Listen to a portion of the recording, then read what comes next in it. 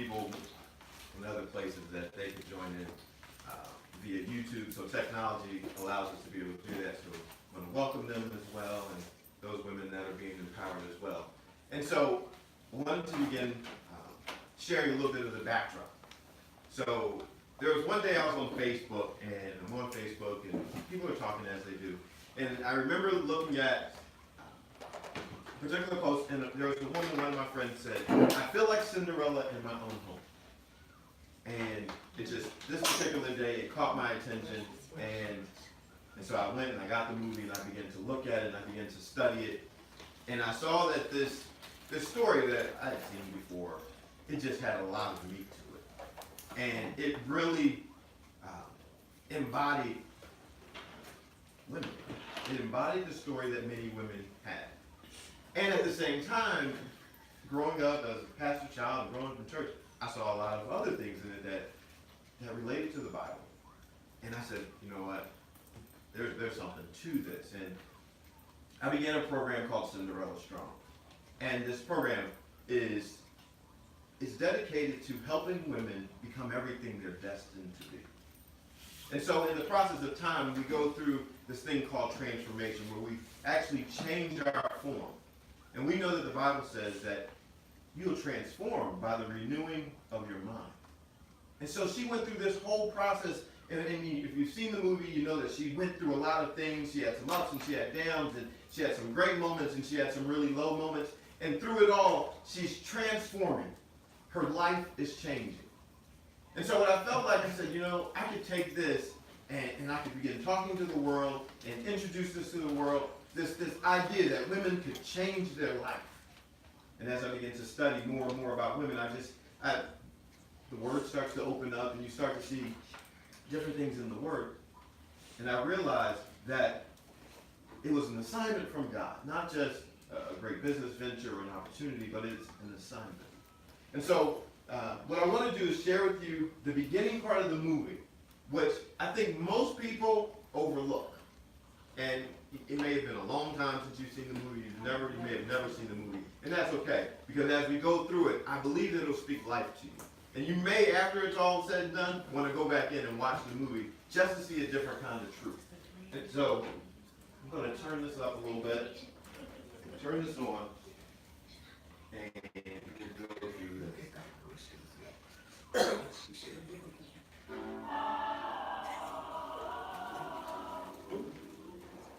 it's going to be a little musical interlude, but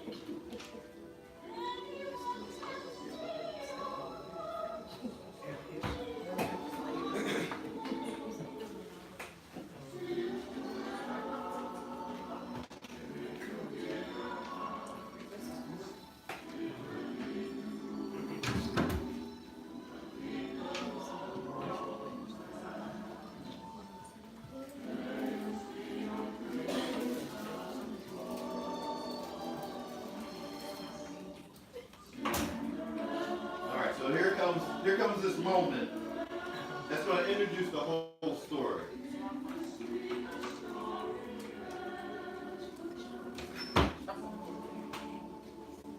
Here we go.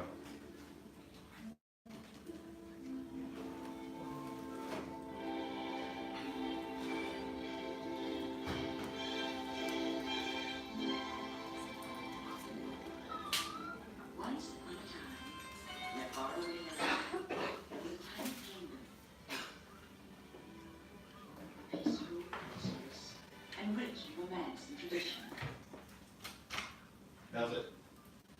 Once upon a time, in a faraway land, there was a kingdom. Peaceful, prosperous. It says, and rich in romance and tradition. And the reason that this stands out to you is because before the movie ever opens, there's a backdrop to her story that was being told. And so everybody has that. We all have that. Each one of us. The Bible says in Jeremiah 1:5, before you were in your mother's womb, I knew you. And so before your story on earth ever opened up, there was a backdrop to your story where the Lord knew you. But somewhere between the backdrop and the opening of the story, something happens. And things begin to change immediately. And so just in a few moments, when her life opens up, peaceful, prosperous, all that's great. There lives a widow gentleman, his little daughter Cinderella. A lot of times people miss that. So it's a faraway kingdom, rich, prosperous, peaceful, romantic. And then as soon as the story starts to open, you start to hear about this woman named Cinderella, some things that happened in her life. It says here, in this stately chateau, the situation looks good, but there's a widowed gentleman. So already you know in her life, she's experiencing loss. Because if he's a widowed gentleman, and she's his daughter, that means she lost her mother. And so we go through this thing in life where we experience loss and we begin to look at ourselves and all of a sudden our story is opening up and man, I'm experiencing loss. Father, what loss? Now here she is as a young woman. She's with her dad, but she doesn't have her mom. Her mom, the one that's supposed to be the role model. She doesn't have her mom. Her mom's not there. And so now her story is unfolding without the presence of the very one who would model to her what it looks like to be a woman.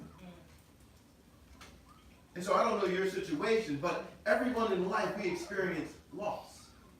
We experience sometimes when there's someone that's supposed to be there and they're not there. And so Cinderella, she's young. She's a young lady. And she's growing up, and the story doesn't talk much about her mother. It doesn't really say much about her mother. But we know that presence was needed. And so as women, there's one thing that you know already, that you need the presence of another woman. You need the presence of someone that's going to show you life, model to you life, to be that example. And it's important.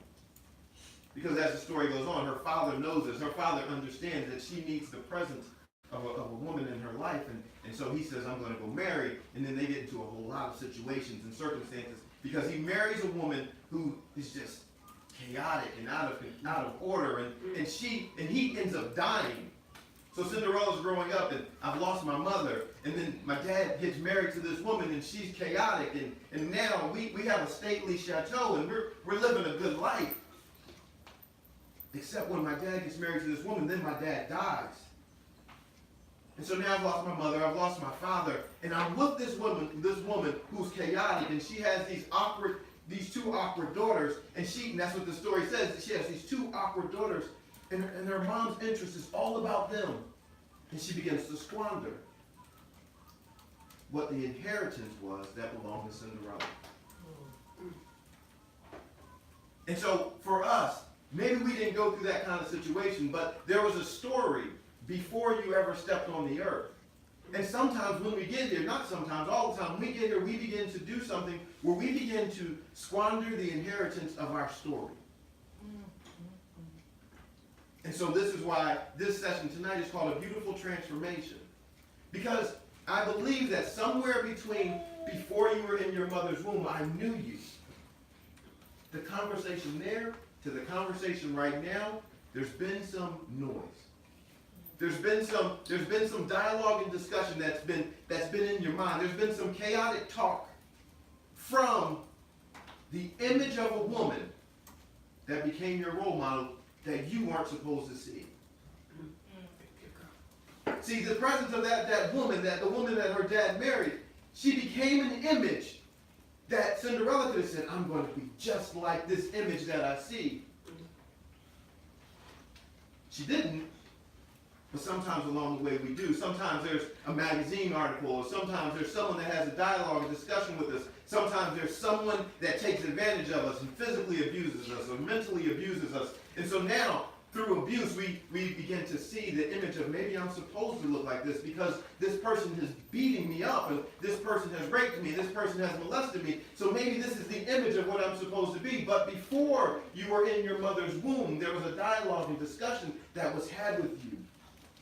Before you took on this frame, there was a dialogue and discussion that was had with you. And so tonight, we need to get back to that dialogue. We need to understand that discussion.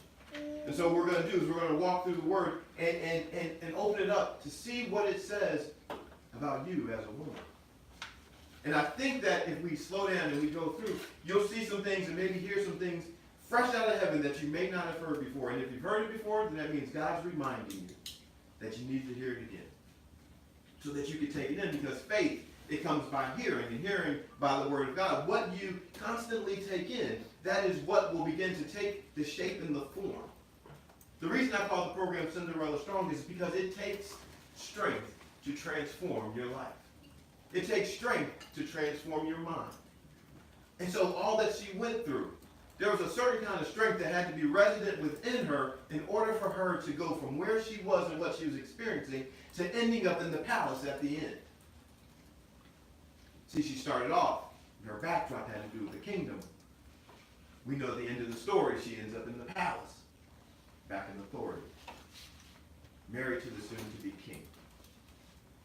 So she always had an identity of her kingdom inheritance that was deposited within her early, and that as she went through life, she ended up back in that place. And so, as we begin looking through the scriptures tonight, let's talk about the introduction of woman. And so God says, God's going through creation, and he's making the earth, and he's making heaven and earth and animals and fruit and just everything that we know. Right there to be the first chapter of Genesis, if you read through it, you start to see all that's happening in the days of creation. And then there comes a point where God says, I'm going to make man in my image and in the image of me. Male and female, both. He didn't just say male. He said male and female, I'm going to make you in my image and in my likeness, and I'm going to give you dominion. You will have dominion over the earth, over the birds of the air, and over the fowl of the air, and over the fish of the sea, and over the beasts of the field, over the earth, and everything that creepeth upon it. I'm giving you dominion over that. So this is your image and your likeness. You have this. This has been given to you. He says, this is how I'm making you. I'm shaping you this way from the very beginning. And we can breeze past that, thinking, oh, that's great. It pertained to Adam. That's good. But the word is for you. It's for our development. It wasn't just for him. It was his story, but it wasn't just for him. It was for you. And when you get it, when you really believe it, when you start focusing on it, I think sometimes we being in church, we skip past the beginning and we go to the stories, and Jesus is walking on water, and somebody's getting healed here, and there's this person, and there's that situation, and we skip past the very beginning when he says, listen, I need you to get this before you do anything else, that you have been made in my image and my likeness. Before you turn on another TV show, I need you to understand that you have been made in my image and my likeness. Because what you're about to see on TV is going to tell you that you're not good enough. It's going to tell you that you're not smart enough, that you're not pretty enough, that you're not shaped the right way, that you need to do something because you are not good enough. There's a whole system set up to make you as a woman believe you're not good enough. And so when I started this Cinderella Strong, I figured out something. I said, if men control most of the media in the world, if they're the heads of most media companies and they're making decisions about what's going to happen, if men can break women down, I think it's only fair that there needs to be men on the other side that are fighting on the behalf of women. So that was the logic. Just kind of simple. It's a simple fight. And like, if you're going to beat up a woman, we can rumble. Kind of simple. And so I looked at it that way, that there's a war. There's a war that's happening for you as territory. We wrestle not against flesh and blood, but we're wrestling against spiritual forces and principalities in high places. So there's a spiritual war that's happening for you as territory. if one side can get you to believe that you're not good enough, and you give over your life to believing you're not good enough, to depressing the very nature that you've been made in, because you just don't believe that you're good enough, that you're pretty enough, and then you begin to rehearse that kind of message, it's going to take hold, and you're going to give over the very precious territory that the Lord said is mine. He said, I've made you in my image and my likeness because you are so wonderful. I need you. There's an assignment that I have for you, and I've shaped you the way that I've shaped you, and I've given you the hair that I've given you, and I've given you the voice that I've given you because I have need for you. It's very important in your job as a woman. You have a very powerful role here in the earth, and I'm going to show you just how powerful in a second. But if somehow you can have this dialogue with yourself and break yourself down, your effectiveness is lessened. Jesus said, the words that I speak are spirit and life. That's cool for Jesus. Jesus mastered it. The words I speak are spirit and life. He said, I'm going to speak spirit and life. I'm going to speak spirit and life. The problem that many of us have, the words that we speak are spirit and death. Because the power of life and death is in the tongue. And what you speak is going to be spirit first. And then you have this choice. Spirit and life, spirit and death. And if you can become convinced that you're not good enough, guarantee the next comment that's coming is one that's going to be deadly. And you're going to look in the mirror and you're going to see yourself and you're going to proclaim to yourself something that breaks you down. I work with women every day. I had one woman tell me, it has been years. She said, 2 years since I've even looked in the mirror. This is real. She says, it's been 2 years since I've looked in the mirror. She was so over herself. She wouldn't even look at herself. This is how deep that has been. So imagine, God says, I'm going to deposit within you the seed of life. And then, somewhere along the way, somebody messes over you. You're in school and someone tells you, they're laughing at you. You make a presentation, they're laughing at you. And you have on some outfit and someone laughs at you. And so you start going through and all of this it's earth being piled on top of your seed. So there's this word that I use with the ladies that I work with, and we talk about discovering. And oftentimes we say it really fast, discovering. It's not a real big deal, we heard it, we think something magical. What that word means, the prefix dis, D-I-S, means not. The root word, covering, means to conceal.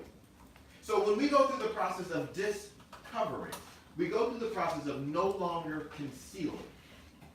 He says you were made in my image and my likeness, but you, through life, are going through life, and as you face your situation, you run up, Cinderella runs up, and her mom dies, and she's going to take some of life, and she's going to toss it over her shoulder, and now that seed that was in her from before she was in her mother's womb is now getting buried by circumstances. Now my dad dies, and there's more stuff, and I'm throwing stuff, and before long, the seed is covered.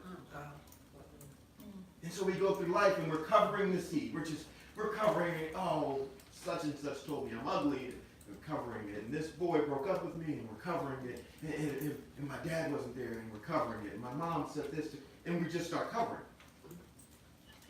And then we get really good at it. And then we go to the store, and we go buy a dress, and we go buy an outfit, and it doesn't fit. And then you all do this thing. When you put on an outfit and it doesn't work, where you just decide it's open season on yourself. I mean, you're in the dressing room just laying yourself out. On out. And then you just start to go with, I don't know, whoever designed dressing rooms, they did it. They put the mirrors all around, and then you start turning, and you start finding stuff to insult. You're like, listen, this right here is messed up, this right here. And you try it on the outfit, and then by the way, and then you just start going to your hair, and then it's just over. It's over. You are down on full-on assault. I'm going to destroy myself. And so you leave the dressing room, you leave the clothes, you're like, I don't even want to be here. I'm done. I don't know who designed the clothes. I'm done. And you have have committed full-on murder. Wow. Murder. You have killed yourself in a box. In a dressing room, you killed yourself. You just did. That's it. Wow. And guarantee when you walk out, you're going to see something that's going to support everything that you just said. Because guess what? There is an ear in hell that is thinking, ooh, if a parent Jean can do that to her, guarantee I'm walking somebody in her life that's going to support that and just say something off the wall, and then she's going to trip and fall, and then she's going to be mad, and then something's going to be. She's like, yes, you opened the door. It's been an open invitation for me to attack you. Yes. Right? Because you are not pretty enough. This has always been the story. Check this out. We don't often recognize this as truth, and I'm like farther than I want to be, but this is all right. This is where we need to be. We don't often recognize this truth that I'm about to tell you. Lucifer. The Bible says that Lucifer. Does anyone know what it says about him? Okay. He was perfect in wisdom and beauty. Okay, we're going to let that sit. He was perfect in wisdom and beauty. Okay. God creates the whole world. He makes man. Out of the rib, he puts man to sleep. He makes man. Scoops him up out of the dirt. Forms man. Blows into him. Inspiration. That's the first moment of inspiration that ever happened. He shapes him, and then he says, I'm giving you this assignment. Inspired. Then he says, I'm going to put him to sleep because it's not good for him to be alone. I'm going to reach into his rib, and I'm going to take from his rib, and then I'm going to form his help. Man is made from the dirty stuff. Exactly. Man is made from dirty stuff. God blows into him. You're inspired. I'm going to take from you. Your heart's beating, blood's flowing. I'm going to take from you, from your flesh, from the tender stuff. And I'm going to shape your help out of the tender stuff. I'm going to put you in the garden, eastward in Eden. Here's what you eat. You can eat from everything, freely eat. Don't eat from that tree. Don't eat from that one. Okay. So they're there, they're doing their thing. In this moment, the backstory of this moment, the world is perfect. They are walking with God in the cool of the day. The world is perfect. Okay? Then comes the serpent. The serpent approaches woman. Okay? Let's pause that right there. This serpent we know to be Lucifer. Lucifer, when he's with God in heaven, says, I'm going to exalt my throne. I'm going to exalt my throne up to where your throne is. I want to sit in the place where you sit. I want to exalt myself above the Most High. So this is what his dialogue is. So now we have a conflict with the Father and Lucifer. This is not happening. You're not exalting yourself above me. That's not what's going to happen. We have to reassign you, put you in a different spot. But remember, he's perfect in wisdom and beauty. Perfect. And so now here's this serpent in the garden, in this perfect place. While they're walking with God in the cool of the day, perfection is happening. And here he is in the garden, and he approaches the woman. And he says to her, did the Lord tell you that you shouldn't eat of this tree because in that day you would be as him? And she says, yes. And he says, no. That's not what's going to happen. You'll be fine. You'll be fine. You can eat it. Right? And so we know that they go through the process and there's this dialogue that's happening. Now, the backdrop is he wanted to exalt himself above God. That his image would be God's image and all that.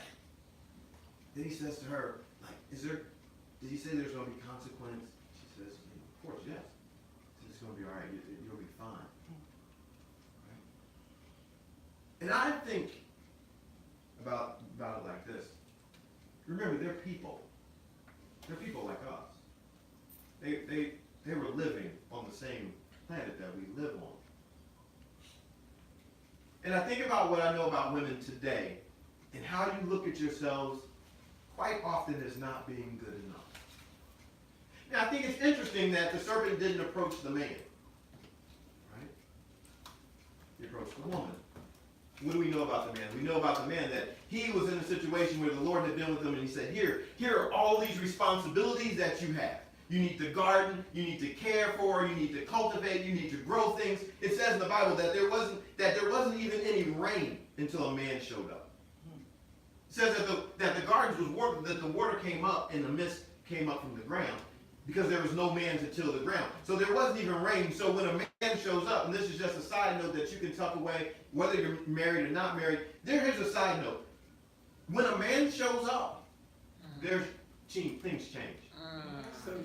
God in heaven says, I'm not even going to have it rain until a man shows up. And when a man showed up, he changed the process of what happens in creation. Amen. That's the power of when a man shows up.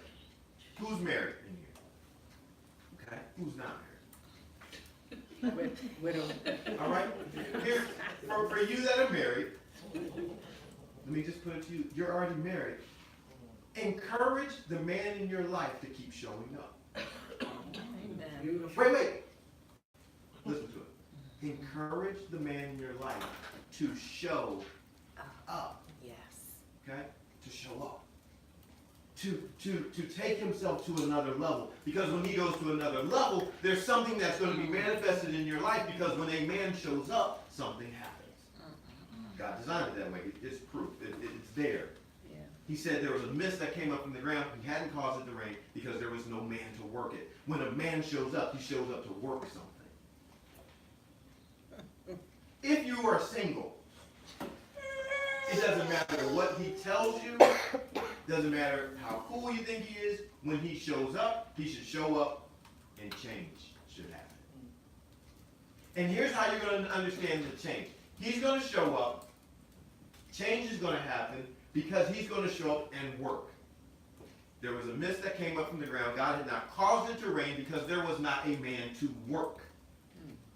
So when he shows up in your life, he doesn't really have to talk to you. He should show up in your life, and he should begin looking at your life and see some opportunity in your life where he can invest in your life. He says, you know what, I see a place where I can work. Sounds good. Right? So I see a place in her life where I can begin to work. I see where she isn't everything that God created her to be. Let me get to work. I see her taking out her trash. Let me get to work. I see her opening her door. Let me get to work. There's an opportunity when a man shows up, and he doesn't really have to be all about you. He should look for void in your life and things that are not working. He says, I'm going to get to work. And we got it all messed up. It's been all messed up because, I don't know, we use all kinds of different standards, like he's cute and whatever, bank account says, house value, whatever. It's all messed up. He should show up to work. Which means this. We're somewhere else right now. The Bible says, study to show yourself approved, a workman that need not be ashamed, rightly dividing the word of truth. That applies to the Bible, yes. It applies to you as well. So when a workman shows up and he studies to show himself approved, this goes for husbands as well, that there's this time when he begins to sit back and he's looking at you and he says, let me study her. I see her shoes are like this, or I see this going on. I see that she's not getting enough rest. And then he begins to work. It's all work related. He becomes so busy studying you, I actually can't watch the game. I'm studying. I'm in, hey man, you want to go to the game? I can't. I'm studying. What are you studying? I'm studying my health. I'm studying my good thing. I'm studying. I need to know. I asked a man in a second, like, what's your wife's bra size? Do you know? Like, how do you not know? I have people that I know. Their woman told me, she says, I lay with my husband every night and he doesn't even know my toenail polish color. There's a problem. He's not studying. He's not studying. And so there's this thing, and this is where you can't be easy. Married or unmarried, you can't be easy. There has to be this expectation that he's going to have an understanding. Now, this expectation comes because you have an understanding of who you are. Always, married and unmarried, you can set a standard for yourself that causes the whole tide around you to rise. This is the power of a woman. The power of a woman is if you set a standard, I'm giving you some locker room talk. Yes, you If are. you set a standard, a man will rise up. Yes, it will. He will rise up. I'll give you an example. I played baseball my whole life. I wanted to play professional baseball. Side note, some of you think that men don't want rings. It's not true. If you turn on football every Sunday, all those men that you see crashing into each other, they do so for one thing. Yes, sir. They want a ring. They want a ring. At the end, when you win the championship, you get a ring. Now, prior to you getting the championship, there's a lot of work. You have to battle for a ring. Injuries don't stop the pursuit of a ring. If a man on a field on a Sunday gets hurt, he will be upset because he cannot contribute with his teammates to get the ring. Ladies, your standards are too low. I grew up and I played ball knowing full well that there would be a coach that would say, Shepherd, you don't make the team, man. You're not good enough. You're just not good enough. You're not fast enough. You're not strong enough. You're not good enough. Somewhere along the way, women became desperate. And you just let everybody be good enough. You let your husbands be good enough when they're not performing good enough. You let these dudes that walk up and want to be boyfriends and all that be good enough, and they're not good enough. And it comes back to you. So you're so afraid of the disconnect that you say, all right, I'll let you in just as you are. That's not how it works in sports. When you're pursuing the ring, the championship, they'll tell you, you're not good enough. You are not good enough. You're not good enough. You need to go to practice.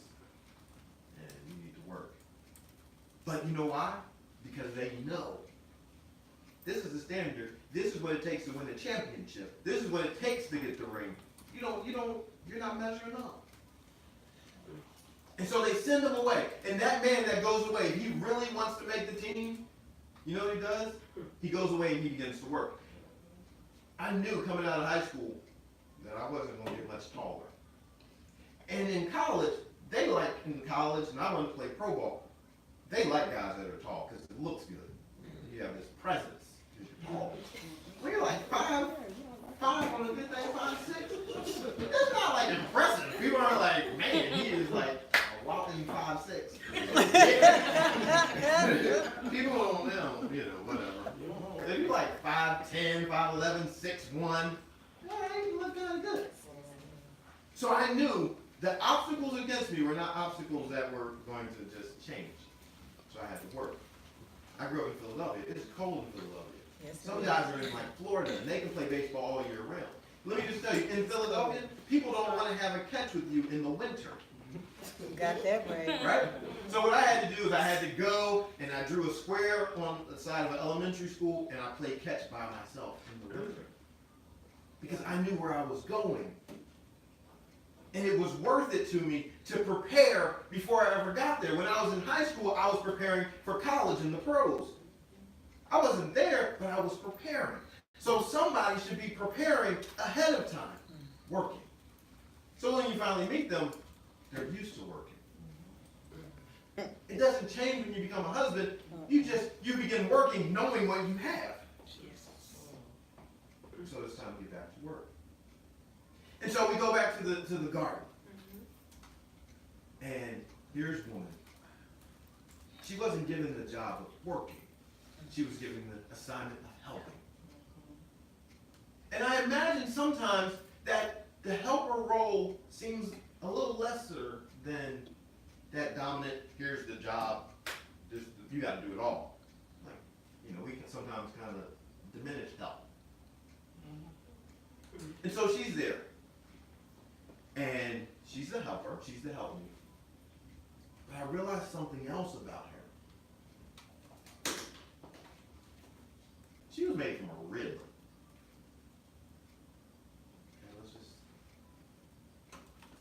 This is her backstory. I was a rib. And this is how amazing her life is. That her transformation went from being a rib to being a full woman. Feet, legs, hips, everything. Breast, hair. She had to go through the process of transformation. Eve. She didn't come just prepackaged. She, from the very beginning, from her beginning existence, was a process of change. For her to go from where she started as a rib to becoming a full woman, the Lord had to do some things with her. And he had to establish her. He had to build her up. Man, he made it. He put it together. Boom. We're going to blow and see you're good. The woman, he had to do some stuff with. He said, he doesn't say how he did it, but we know if you started off as a rib and you end up as a woman, there's some space in between there that something had to happen. Change. She came and her whole process was about change. And I never really caught it before. I never really caught the magnitude of the fact that she had to change like that. And when think about it for a second. She's a whole woman. She's, her story is different from the man's story. Man's like, hey, I got here because the Lord formed me out of the dust of the ground. He blew into me, inspired me. Now I'm here. She said, I was a rib. I developed. And now I'm your help. And then the serpent approaches her. The serpent being perfect in wisdom, perfect in beauty. Okay? I would think that this serpent, being perfect in wisdom and beautiful, had a dialogue with her that probably touched a nerve or something inside of her to make her think that she wasn't good enough, because he started talking about, did he say that you would look like him? No, it's nothing's going to happen. And I would imagine she began to consider her image, her significance, her worth, what she looked like, her assignment. And because we know what happens. We know that at a certain point, she says, you know what? She was convinced. She was convinced so much so that in a perfect situation, she took this from the tree, the one tree he said don't eat from. She was so convinced that they weren't good enough that she said, I'm going to take from this tree and take it to this one I'm supposed to help, and we can eat this. So something had to happen in her to make her think, we must be lacking. Wow. They were in a perfect situation. Now get this, she was so convinced. This is how powerful as a woman you are. She was so convinced that in a perfect situation, with a man who's in a perfect situation. Now, understand this perfect situation. He's not working by the sweat of his brow. Right? That hasn't happened. He's working in the presence of the Lord, walking with the Lord in the cool of the day. And so he's working, but it's not like hard labor.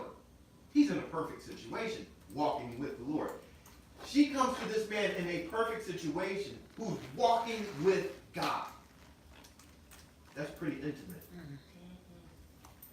And her voice is so powerful that she's able to convince him to do something different. That's amazing. Your voice as a woman is so powerful that you could move a man who's in a perfect situation to do the wrong thing. To leave a perfect situation. That's powerful. Conversely, your voice as a woman is so powerful that you can convince a man who's doing the wrong thing into a perfect situation. It's all a matter of dialogue.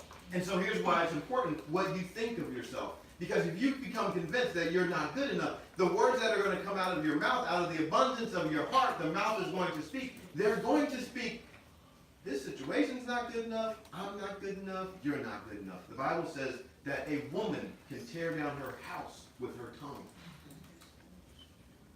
It doesn't say that a man's going to tear down his house with his tongue.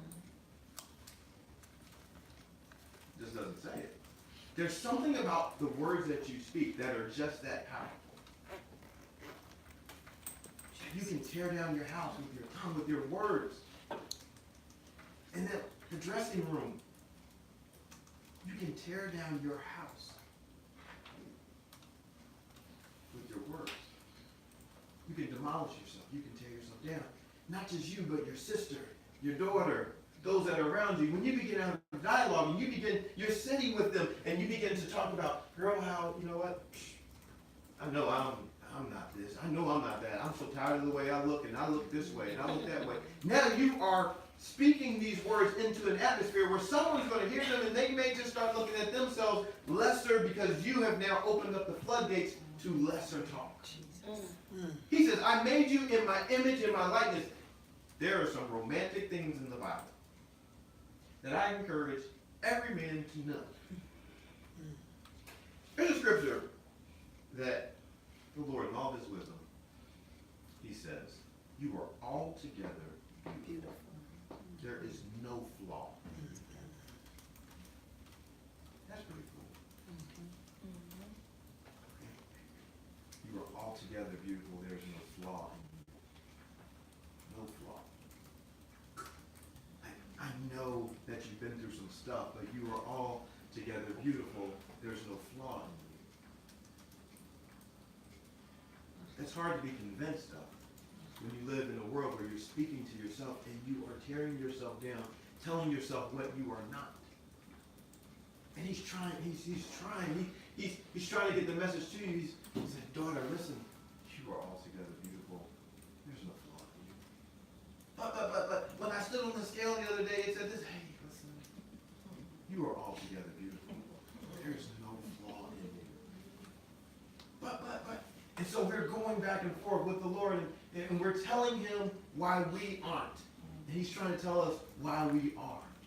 He said, you're altogether beautiful. There's no flaw in you. I made you in my image and my likeness. It says in another part that he makes all things beautiful in their time. And you might say, oh, well, when is my time going to come? Who knows their birth date? That was your time. He said, I make all things beautiful in its time. When is your time? When were you born? I was born on this day. I was born March 15th. That's your time. There's not like a coming time where, oh, when I hit 35, that's when my time. No. When you were born, that was your time. He was like, your time is now. And from the time that you were born until the time that I request your breath back, that's your time. So you are beautiful in your time. Altogether beautiful with no flaw in you. That does not mean that we can't become more healthy. It doesn't mean that. It means while you're becoming healthy, don't destroy your health by telling yourself all that you're not. You start moving towards health, realizing all that you are. It's like, oh, yesterday I made different kind of decisions, but I realized who I am. Yesterday I thought I wasn't good enough. And I was convinced of that, which is a sickening thought. But I realized who I am. And I began to move forward. There's this part in Cinderella in the movie when I was watching, and I saw her, she's up in her room, and she's in her room, and she's moving around in her room, and I recognized something. There's a detail. In her window. Her window faced the palace. And so she's in her room in the beginning, and her window faces the palace. And then later on in the movie, she gets locked in her room, but her window faces the palace. So throughout the whole story, the place where she lived, it was always facing the palace. Her vision was always before her. This is where I'm going. She said when she was excited about going to the ball, and she says, the king, get this, the king has invited every woman to the ball. The king has invited every woman to the ball to meet his son. We know how the story goes. We have a father who has a son, and he invites all of us to meet his son. The king has invited everyone by royal decree. All women in the land should come. You're to come and meet my son, the bridegroom, because he needs a bride. And so they go, and everyone's getting prepared, and she says, I don't have anything to wear. And then her sisters have some leftover stuff that they don't want because they don't want to wear that. They're going to meet the king. They want something new and they want something fancy, so they're getting rid of some stuff. And then her friends, her associates, the animals, the mice, they're running through the house and they're going to get scarves, and she has this dress that's already there that came from her mother. We don't talk much about her mother, but she has this dress that at least we know the image of her mother. We know her mother's style. And she had held on to something that was royal from her mother. So she had a mindset of, it's royal. It might be a little old, but she's like, I can do something with this. And then so they put it all together, and they give her assignments, and you need to do this, and they do everything they can to keep her from her moment. And she comes and she does it. She gets dressed, and her friends present her with this, and they say, this is for you, and she's excited. And she goes downstairs. She comes downstairs. And based upon the conversations that I've had with women, and based upon if you've really ever watched this story, she comes downstairs and they rape her. They rape her. If you look at how violent, they tear her clothes off. In any other situation, that would have been called rape. They rape her spirit. They tearing her clothes off. They did a job. Right? They did a job. She runs out. She's out there crying. You know the story. She meets the godmother. Things start to happen. But when you begin to rise, don't think that everyone's going to be for you. Even if you take their leftovers and you make something of it, don't think that everyone's going to be for you. People will still try to find an opportunity to bring you back to where you were. You know you're preparing for the palace. You know you're preparing for a better day. You're moving in it. I decided I'm gonna get healthy. Then somebody's gonna come along. Look at you. So now you're what? A fitness fanatic. What are you doing? And people are gonna start to tear you down. Oh, I'm going back to school because I realize where I'm going. Oh, so what do you think? You're smarter than everybody else now? There's going to be a dialogue when you begin to go forward from people that perhaps tear you down. These people lived in the same house with her. It may come that way for you too. In your same house, in your same church, unfortunately. Because we do some things we don't really think about it. We'll just say the word. Oh, you're going back to school, so you think you're smart. Think you're better than the rest of us. And we tear each other down. Tear each other down. Tear each other down. Break each other's spirits. And you as women are so powerful because the Bible says that you can tear down a whole house with your tongue. You don't have to grab another woman. You can just talk to her and demoralize her. I've heard you do it. Like, man, fellas, we have some rules. We know there's certain things we're not going to say or else we're going to be fighting for real. Like, man, if you go that far, I'm going to punch you. Like, we're going to be really wrong with it. But not you all, but you can go all the way in and just, you're going to go deep into her life and get her. And that's a problem. But it's so common. It's the common conversation. And it has to stop somewhere. It shouldn't be named amongst you. You have to become more careful of the words that you speak. That's right. Because there's spirit in life or there's spirit in death. And if you judge it only according to that, your next comment is going one way or the other. There is no gray. He says be hot or be cold. Don't be lukewarm. There are no middle comments. Anything that comes out of your mouth, you are either about to destroy someone or you're going to build them up. Simple as that. The comments that come out of your mouth, even to yourself. Because it's easy to forget you. It's easy to criticize your hair. It's easy to criticize your body. It's easy to criticize your education. It's easy to criticize. He says, I'm bringing you to the palace to meet my son. He's royal. I need you in the presence of royalty because you're worth that. You don't get an invite to be with the king if you're not worthy of the invitation. So you're worthy of the invitation. Everything about you says, before you were here, I shaped you and molded you and made you because you're the one that I want. You're altogether beautiful.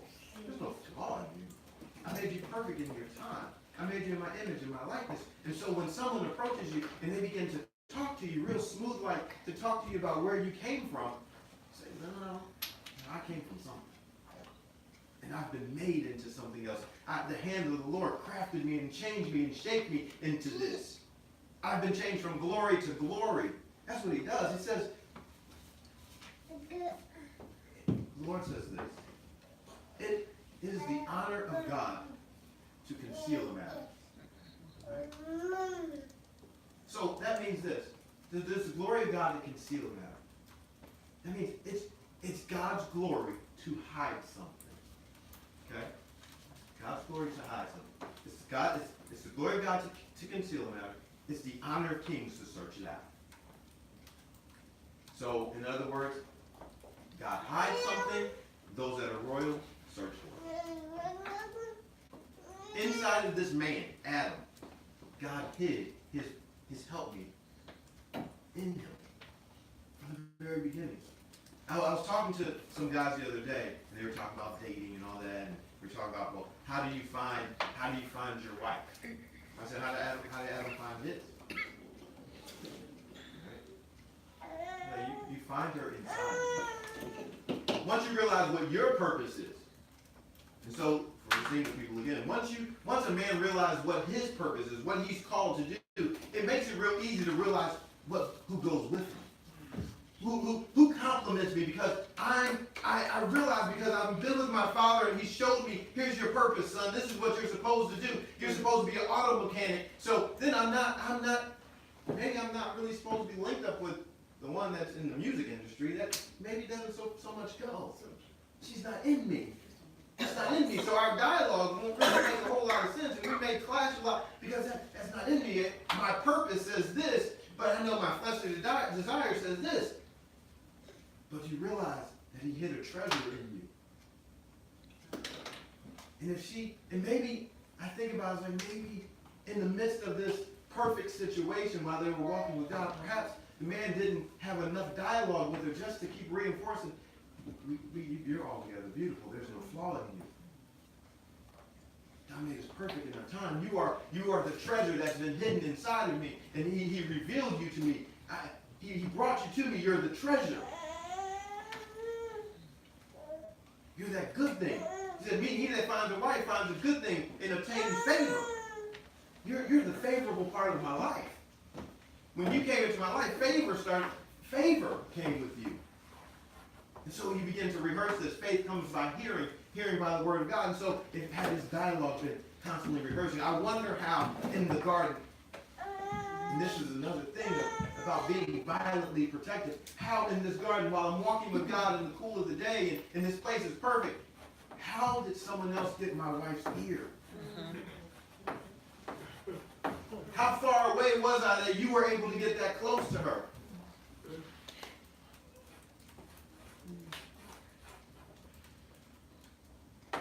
So there's this desire, this need where we need to come closer.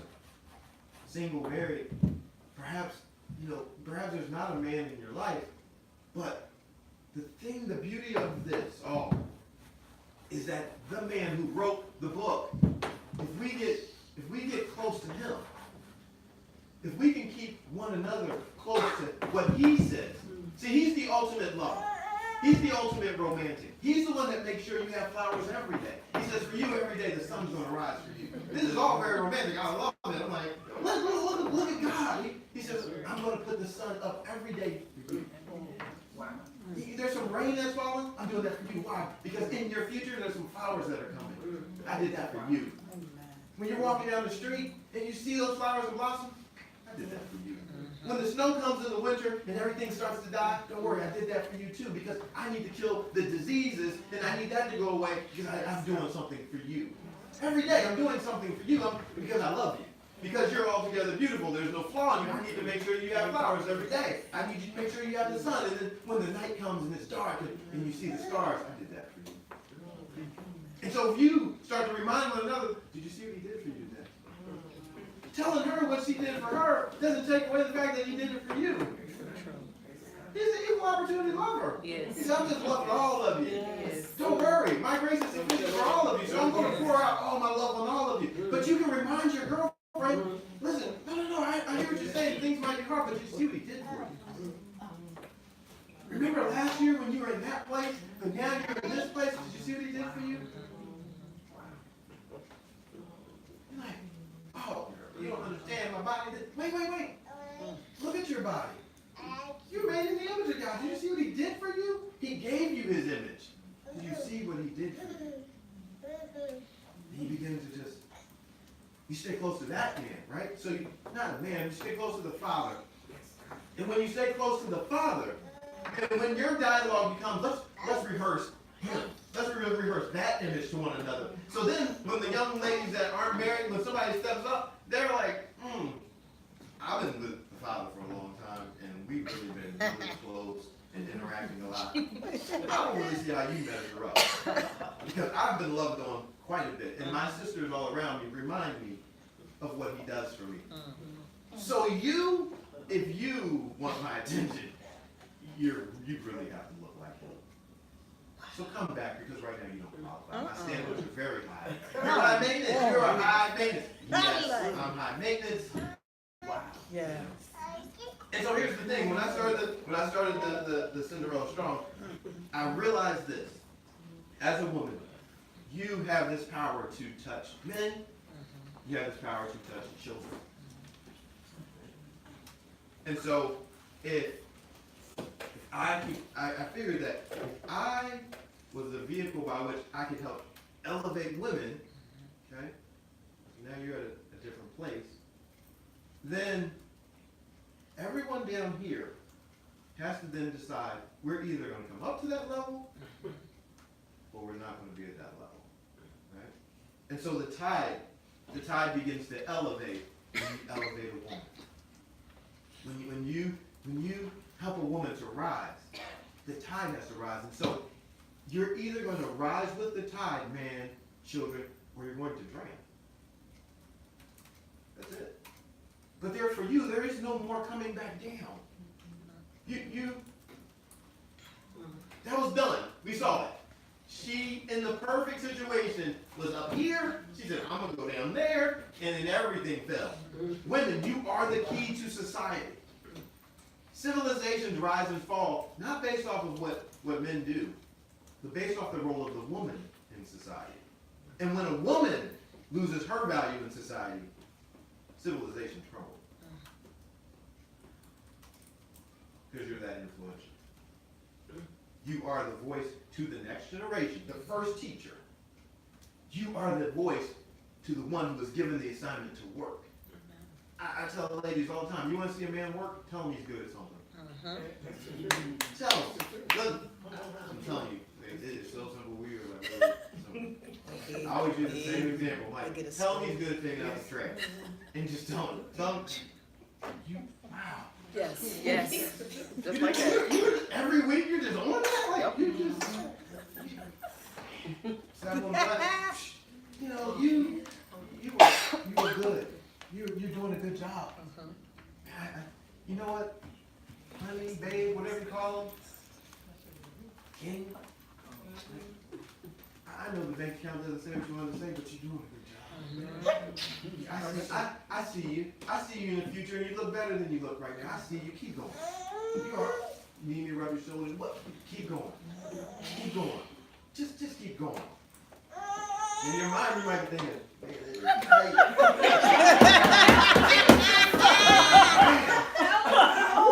got to go back Yes, I am. You just keep investing like going. Jeez. And he'll start losing sleep. Like, you know, I can't go to sleep because she believes in me. Yeah. You tell your child, you tell the kid in the neighborhood, you tell them, I see you, you're doing a good job. Keep going. I see you. You went to school today? Good. You might have all F's. If you went to school today, you're at least on the right track. He's going to work hard. Keep going. Let me know how it is tomorrow. You keep building. You have this power. And so that power has to be activated by you. So it's going to always be a choice. Because there's always going to be a slithering, slimy, serpent conversation that's going to come. Right? He was smooth. I think about this. The first woman had to have a conversation with someone that was perfect in beauty. And today, in 2018, every woman that I've ever met struggles with beauty. Trying to measure up to a perfect image. And yet, every woman that I've ever met was made in the image and likeness of perfection. That's wrong. He was made in the perfect image of beauty.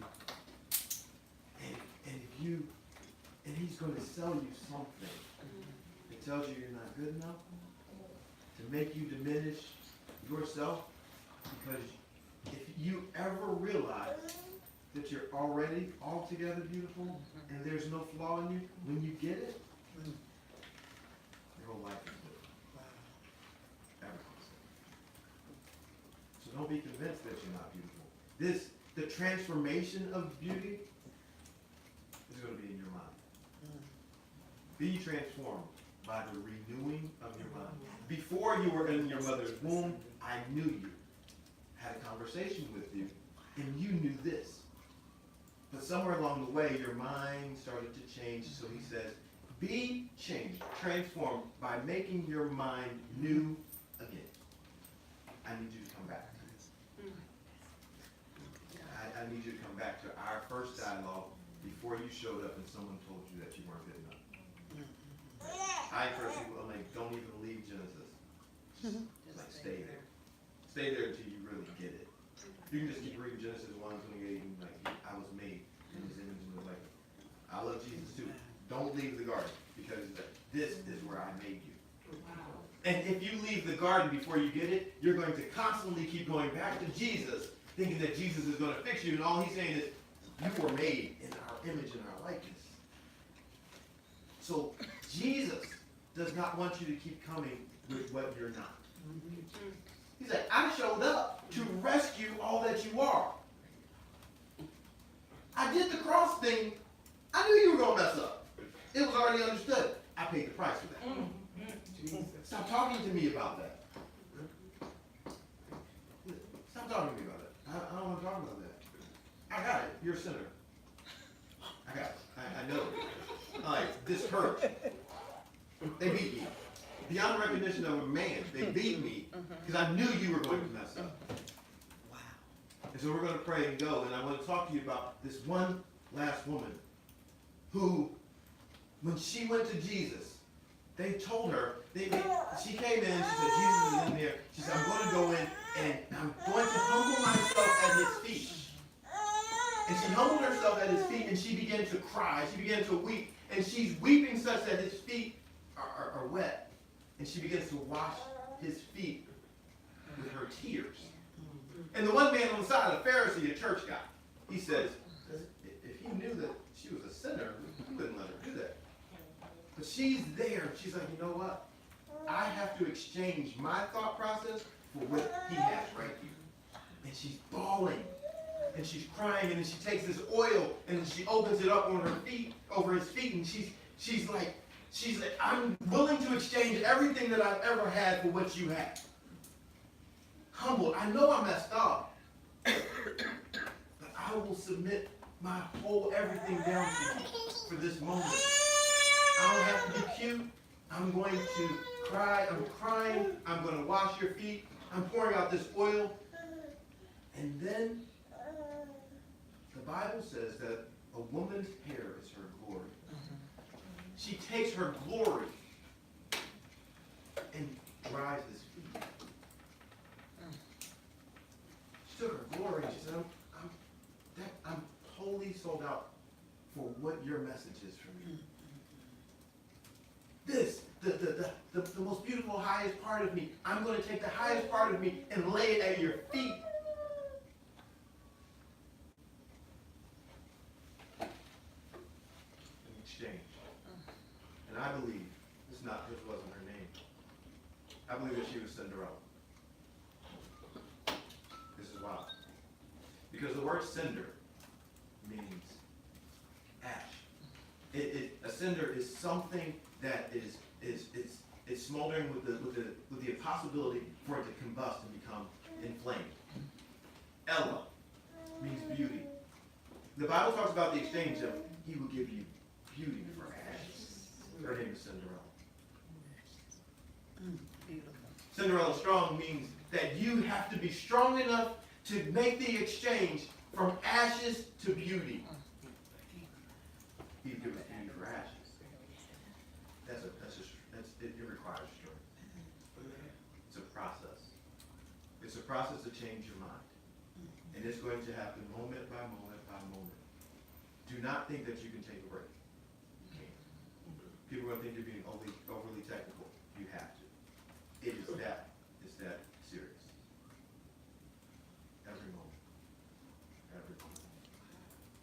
Now, I'm going to engage you to be physical. If anything that I said tonight hurt your heart and you know that you need to make change, I'm going to ask you to stand up. Just, not that there's power or magic in it, but it's because there's something about you that's great. Do a physical thing to take ownership of it. And I'm going to pray for you. Father, I thank you for each woman that's here. I thank you for your word that is life. It's life-giving. It's life-rescuing. It's life-nurturing.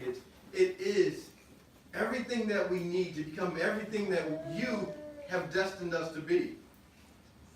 You saw this moment before the world was ever shaped and framed. You are Alpha and Omega. You're the beginning and the end. And you knew this moment that your love would be extended into the earth in a way that would touch someone's life. And so I pray right now that while good seed has been sown, that you would now release legions of angels to encamp around the hearts and minds and bodies of each one that has heard anything here tonight. That you would assign angels to fight on behalf of these women, that nothing can come and take the seed of life that you have given. We know that we've made in your image and likeness. We know that you are perfect. Help us. Help us in our unbelief of that very truth. Help us to realize that we are not somehow in competition against you by looking exactly like you.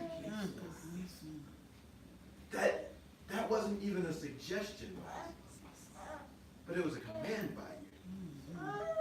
You made us in your image and likeness. You gave us your DNA. We are supposed to look like you. Without doubt, without apology, we are made in the image of power. We are made in the image of beauty. Let each woman know as she leaves from this place, let her have a restored sense of herself. That she is found in you, and in you, everything is made right. That there you make no mistakes. You tell no lies. That you've been mindful from the very beginning. You saw the abuse. You saw the mistreatment. You saw the jokes. You saw someone tearing them down. You saw the failures. You saw the defeat. You saw all of that and still says, I'm calling you. I've chosen you because you are good. Girl, you are good. You look just like your father. Help them to realize. Help them to see themselves differently in the mirror. Help them when they look in the mirror to begin to praise you for your wondrous works. Even as they look at themselves to realize that you have done a marvelous thing in the earth. And as they pass through their day and they see flowers and they see the sun and they see the rain and they see clouds, and what magnificent thing that is before them, that good thing that you have done, help them not to miss it anymore. Help them to slow down. Help them to put their phones in their purse and to just be able to walk around and see, wow, look at how he's loving me. Yes.